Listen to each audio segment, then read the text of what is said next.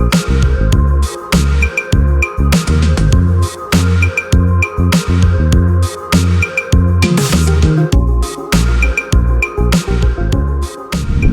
day, folks. Welcome back to Ed's Garage in Merton Hyundai. Today I'm doing, for the first time, a Tesla. This is the Tesla Model 3 Standard Range Plus. It's a 2020, and it does have different wheels than what I was expecting. It doesn't have the Aero wheels on it, so it's a little bit different than their typical base model. In Canada anyway, you can't really get the standard range anymore. From what I understand, it's a special order only, but you can get the Standard Range Plus. Now this is a 2020 model, but they haven't really changed much, still just over 400 kilometers of range.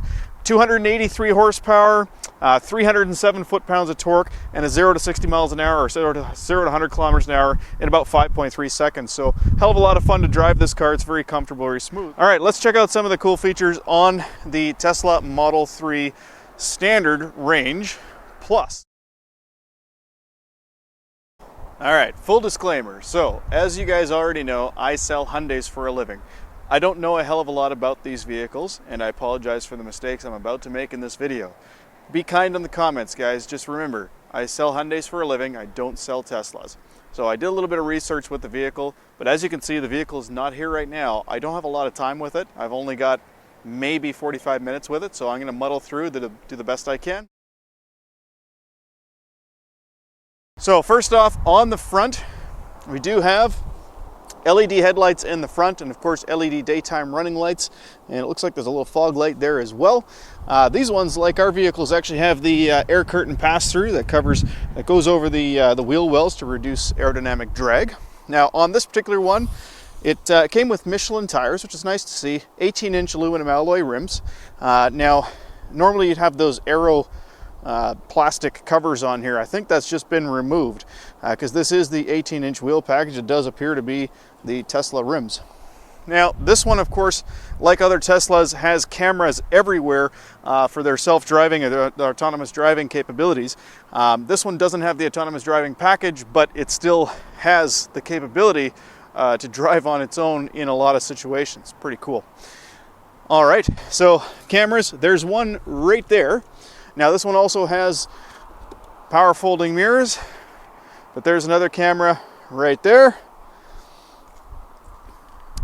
Coming around to the back of the car, you can see the previous owner put in a trailer hitch. Another camera there, and backup sensors as well, and I believe forward sensors as well. Yes, it actually has a sensor there. So yeah, front and rear parking sensors, which also play a role in the autonomous driving abilities as well. And check it out, there's actually 3 forward-facing cameras, which you can see up here. So 1, 2, 3, and then what looks to be possibly a wiper sensor, rain sensor. So guys, I apologize, I don't know much about Teslas. I mean, it's not like we get a lot of them traded in here, right? So, so if I missed anything, yeah. Sorry. Okay, so what's really cool about Tesla is they give you an access card. I guess it's like a guest access card. So to open up the doors, to unlock the doors, we simply put that right there on the B pillar. You notice the mirror actually just opened up. And then the door handles themselves are a little funky as well. Check this out. So you push in on the right-hand side, and the door actually opened up before I even pulled on this handle. It uses an electronic release. And you can see the button on the inside here for the electronic release, and then there's a manual release right here. So you can actually lift that up if you need to manually release the door. All right, let's check out the trunk first, and then we'll check out the rear seat. All right, so a button right here to release the trunk, and I want to point out the trunk does open up all the way on its own, so you don't need to lift the trunk lid at all. In the back, it's a fairly decent sized space back here. I mean, it's actually a bigger floor space than the Kona Electric, but this is quite narrow, so putting in larger items is going to be a little bit tricky in this one. You'd probably have an easier time with the Kona Electric if you're loading in larger, higher items. There is a little bit of underfloor storage here as well. And looks like the seat backs go down 60-40 split, but I don't see any buttons on the trunk here, so that might be in the rear of the vehicle. Let's check that out. Yeah, there they are.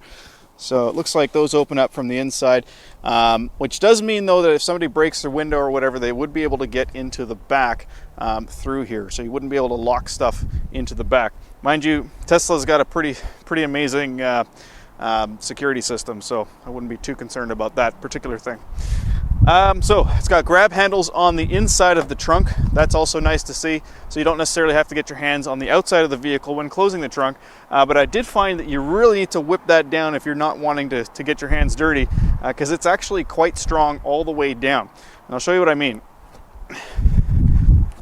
Yeah, so you pretty much have to, there we go. So if you don't whip it down fast enough, you will need to further press it all the way down. Pretty neat design going on the back windshield. Or check this out on the window. So this is for the rear defrost, of course. But you can see they've actually got this neat little design going on here. Normally you just see it going all the way across, but really nicely done. Kind of an added touch. Also, of course, the entire roof is glass, so it has that glass going right from the front windshield all the way over the roof and then to the very back. Beautiful design. All right, let's have a look inside here. Of course, this is the white leather interior. Now we do have a center cup holder armrest, which does sit off the seat. It doesn't actually rest on the seat. That's just good to see. Nice and soft, very comfortable. I did find though when riding in the back that my elbow tended to land on the hard plastic of the cup holder, so that was a little bit uncomfortable. But had I, when I noticed it, I just moved over and it was fine. So not too big of a deal.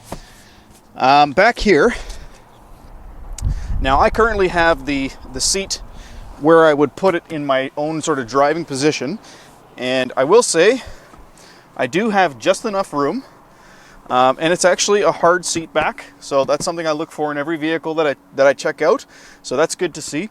But there's basically no room underneath the seat for my feet. Now I tried that on the other side as well, and I can kind of squeeze my foot in a little bit, but not much. And also I noticed that my knees were quite high as well, so somebody my height at 6'2", I'm not going to really like it back here for too long. I will say I got a ton of headroom back here, but the legroom leaves a bit to be desired. So I was, as cramped as it was in the back of the Kona Electric, because my knees were up against the seat, it was doable, but also it was a little bit like my legs are a bit flatter here, so a little bit less comfortable back here. I will say this though, the leather is a nice material. It's very soft. And it really feels premium, so good on Tesla there. As far as the headliner, pretty standard headliner. It's not swayed back here or anything. Looks like you got little retractable hooks to hang stuff up. That's a nice touch.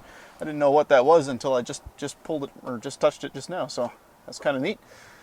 And then we've got a couple of LED lights here that light up when you press them as well. Now down in the console, we've got two USB ports. And this is kind of interesting. The console goes way underneath, which is kind of cool, because if you are in the rear seat, then you've got somewhere to put your legs, or your feet. That's kind of cool. That's an interesting sound. Huh. That's weird. It's almost like a piece of metal under there is vibrating. There is seat back pockets in each of the seat backs. Also good to see. All right, let's check out the frunk. So to access the frunk, as with almost everything in this vehicle, now I do believe there's a manual release, but the way you're normally going to do it is you're going to press the open button right here on the screen. And you can see it's got that neat little animation. You can do the same with the trunk as well. You can open it up from here. So let's go check out the frunk. So this was pretty much pioneered by Tesla. I don't think any other car company had a front trunk prior to Tesla doing it way back when with their I think the Roadster was pretty much the first one. And then some of the obviously high-end supercars had front trunks as well, but decent amount of space in here. I would say, one good-sized carry-on bag would fit in there no problem. There is an emergency release mechanism right here for those babies that get locked in the front trunk, because, no one else is going to fit in there. But yeah, it does have that. No insulation in here, but there is a lot of insulation underneath this, obviously. So this car is very, very quiet, but it's just something I noticed. There's no insulation on the hood. Closing the hood, I found, was a bit more difficult than expected. which I guess makes sense because obviously you wouldn't want that hood to fly open when you're driving. But I noticed it did take quite a bit of effort. I'd be worried about denting that hood. So unless I'm missing something, that seems to be a really difficult to close hood. Guys, don't get me wrong, I love this car. I'm not trying to bash it. I just noticed little things like that. Kind of like the trunk. It's a little harder to push down. Okay, so looking at the interior of the vehicle, we've got this nice Model 3 badging here along the rocker panel. It is a power heated seat on the front driver's side with lower back support. It looks like 4-way lower back support as well. So 1, 2, 3, 4, 5, 6, 7, 8, 9, 10-way lower or 10-way power adjustable driver's seat. I haven't checked out the passenger seat yet, so let's have a quick look, see if that one's power as well. And it is, and it also has 4-way lower back support. So both of the front seats are heated, both of them are power. All right, obviously we have the window controls here, and it looks like auto down. Nice on all 4 windows. Yes. Oh, look at this. That's as far as the window goes down. That's disappointing. So yeah, it doesn't go any further than that. Now these are all frameless doors. So when you close the door, you'll notice actually the window pops up. And as you go to open it, it drops down. And that's because when it does go up, it actually sits underneath this little gutter system here. All right, having a seat inside of the Tesla. So first off, we have a pretty big storage compartment here with a little removable tray. And it goes down and actually slides kind of underneath here as well, so lots of space there. This, of course, is the spot that you would put your key card to start the vehicle up. 2 cup holders, another storage compartment here, and then another one right here. So that's where you would actually sit your phone, and then it actually lifts up as well. And it looks like there's like a, let's take this out of the way here. Yeah, you can actually, looks like you can run cables down here. Now guys, maybe you can feel free to leave a comment below as to what exactly is going on here, because I'm not sure exactly what that's for, but that mat is removable. We got some previous owner stuff down here. We got some garbage in there. Oh, yeah. So yeah, not sure exactly what all of that is, but we've got 2 USB ports in here as well. Now, of course, Tesla never really did any sort of Apple CarPlay, Android Auto, because, well, why would you? You've got a really good system that you can use here on the screen, which I'll go over momentarily. Look at that. It actually says close console lid gently. I couldn't get the console lid to close properly, and the car told me to close it gently. Wow. That's pretty cool. All right, so glove compartment. Of course, there is no button for the glove compartment. So let's open up the glove compartment. Well, let's see. Car menu, there it is. So you actually use the touchscreen to open up the glove compartment. Now, you guys have probably already seen videos on Teslas before, and you already know this. So this is actually the first time that I've been in a Tesla. So a lot of this stuff is new to me, and a lot of this stuff I have seen on videos myself, so I know that you guys have seen them before as well. So all I ask is a little bit of patience. I don't know this vehicle nearly as well as a lot of the other vehicles that I've reviewed, so I'm kind of learning as I go. But I did learn a bit before starting this video, so hopefully that shows. All right, so in the sun visors, we'll come back to the screen in a bit. In the sun visors, you do have a little mirror here that lights up as soon as you open up the 2 flaps. I gotta say, this feels really chintzy. I don't like how they've done that, but whatever, I guess it works. It's all magnetic, so that's kind of cool. The sun visors themselves do slide out, so that's good to see. Does the other one do that as well? Probably. Yep. Awesome. You got a couple of interior lights up here, and just like the back lights, they light up when you press the button.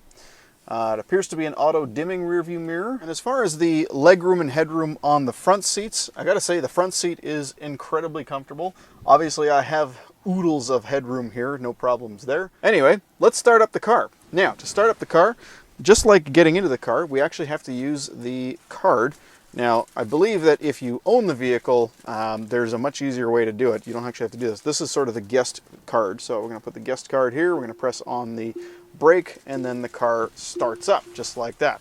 I'll tell you what we'll do. We're going to reorient so that we're not looking into the sun. All right, so just to give you guys a little bit of a taste as to what goes on when you're driving the Tesla, have a look at some of the stuff that comes up on the screen as we move around here. You're going to see it's going to pick up various objects and cars in the way.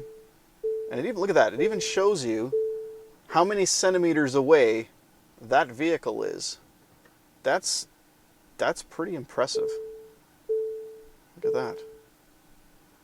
That's pretty neat. So it actually saw the other car using the parking sensors. It goes, look at that, it's picking up another vehicle there. It knows it's an SUV. That's pretty amazing. So the software in this vehicle is pretty spectacular. And all of the autonomous features that are built into the vehicle are pretty mind-boggling, actually. They're a very neat vehicle. Now, I mean, again, I like to compare this to what we sell, and there's going to be people that are going to comment below saying there is no comparison. You know what, there is. Hyundai has done a really, really good job with their electric vehicles, and you know, while our vehicle might not seem as futuristic in some ways, that doesn't matter because that's not exactly what everyone's looking for, right? So not everybody wants to come in and learn how to use this screen, for instance. It's a little bit daunting at first if you don't understand how it works. I mean, the fact that, you know, there is no center instrument cluster in front of the steering wheel is a little bit bizarre. You get used to it, obviously, like anything. But if you're older, you might not. Now, I'm 41 years old, and I was a computer technician for 17 years, so learning this stuff is pretty straightforward. I can look at this and figure it out, you know, within 5 minutes, 10 minutes. But, you know, anybody who's up in their 60s, 70s may have a hard time with this. Not anyone, but some people, or most people probably for sure. Let's get back to some of the options that we see on the screen here. So if we go into the vehicle menu, that brings up this screen here. So here's where you can actually turn your lights on. Right now they're in automatic. You can actually fold the mirrors here. So if I want to, I can actually turn off the auto fold, for instance. I can adjust the mirrors from here as well. And to adjust the mirrors, to fold the mirrors, you press the button right there. There we go, it's folding it. But if we want to adjust the mirrors, earlier I was wondering how you actually did that, and I just figured that out now by looking at this. So you can see it tells you to use the steering wheel controls to do so. So we're on the left mirror right now. Let's see here. Yeah, there we go, it's moving. That's pretty cool. Yeah, very neat. The auto tilt is for when you put the vehicle in reverse, the mirrors will actually tilt down. The auto fold, of course, is just for when you lock the doors, the mirrors will fold in. Display brightness, we're going to turn that up now. We'll take auto off just so you can see the screen a little bit better. So there's our headlights, our dome lights we can actually turn on from here as well. Now, of course, you can just press those buttons, so it's good to see that you have the means to do that manually as well. You can have the headlights stay on after you exit the vehicle. Locking the vehicle, so here you can see we've got a couple of different people's names in here, because of course you can set the vehicle to open up and fire up and stuff like that when you have your phone, when it detects your phone nearby. You can change the display modes. So all of this stuff is pretty cool. This is all of the configuration of the vehicle. You can change the acceleration from chill to standard, comfort mode for the steering wheel, standard sport mode for the steering wheel.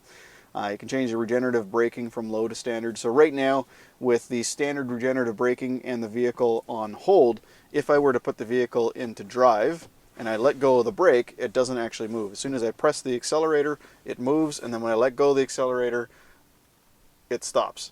So there we go, it's now stopped. It says hold, it's not moving.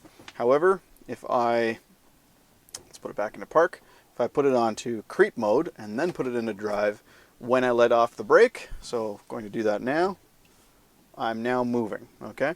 So that's essentially what that is. You can enable and disable creep mode, and you can also have it just roll out as well. So we're gonna put it back to hold. That's what it was on before. Of course, they also have the slip start here, so if you get stuck in snow, this allows you to rock the vehicle back and forth using slip start to get out of the snow. Pretty cool technology. Autopilot, so auto steer, full self-driving visualization preview.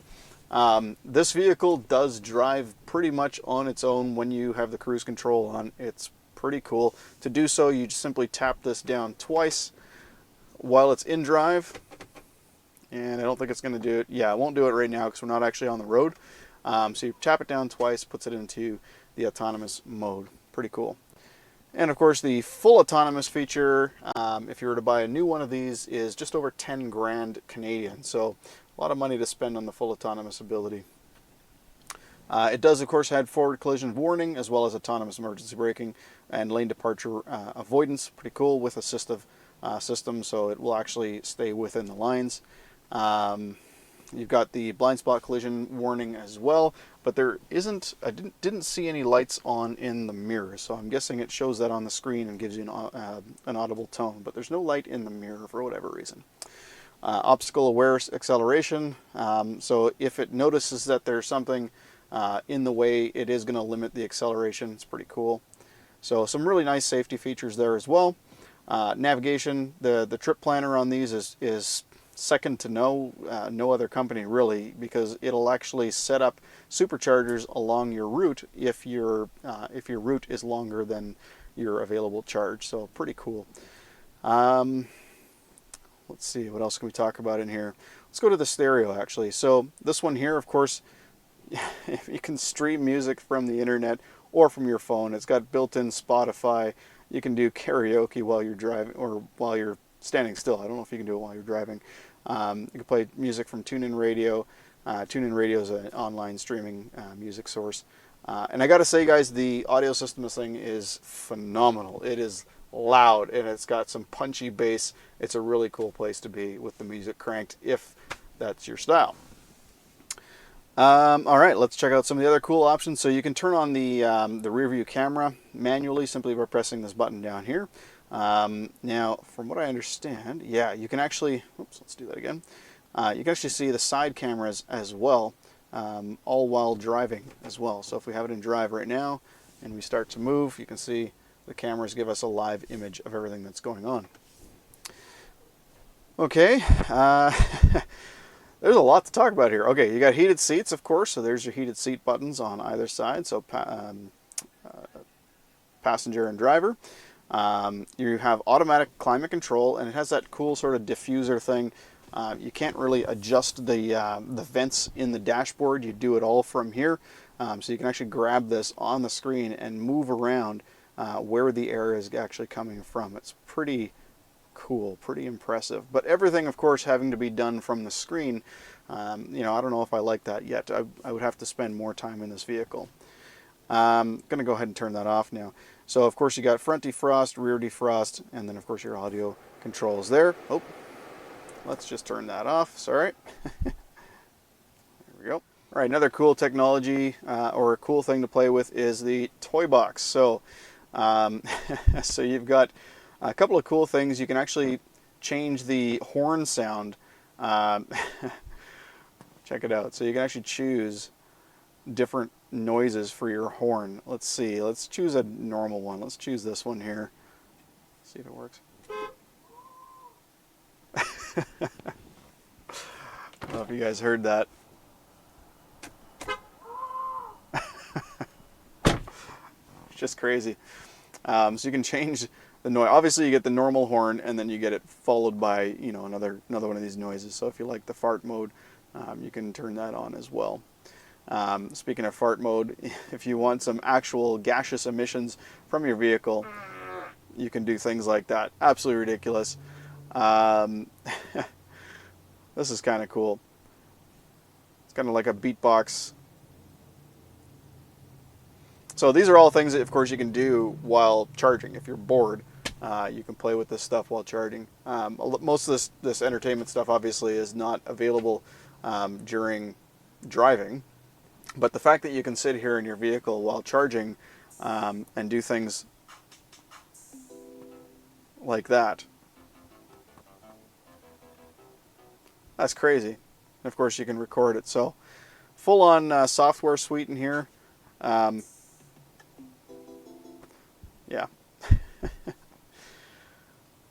I don't know how to get out of this screen. Oh, there's an X. There we go.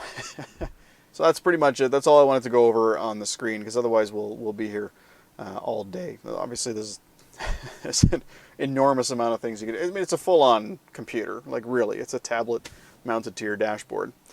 So aside from some of the obvious things, the comfort of the vehicle, the seats are really, really nice. One of the other nice things, of course, as I mentioned earlier, is this beautiful sunroof. Downside, you can't close this, so it's basically always glass, it's always open, but it is very, very dark. So I don't know that I actually like the way they did this. I think I would prefer a cover with a lighter glass, because honestly, this is so dark, it doesn't really feel like there's a glass roof above me. That's just my opinion, but I mean, it's a beautiful sunny day outside right now, and I can't really tell as much as I would like to, as weird as that sounds, especially in the back. The back is much, much, much darker.